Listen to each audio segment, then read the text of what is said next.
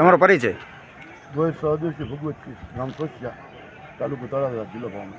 કઈ કઈ સીટ તમે જીત્યા છો? અમે 3 અલંગ 1, અલંગ 2 અને સોસિયા 3 તાલુકા પંચાયત સીટ અમે 3 જીત્યા. કઈ પાર્ટીમાં? BJP, Bharatiya Janata party. કેટલા મતે 3 નંબરની સીટ જીત્યા?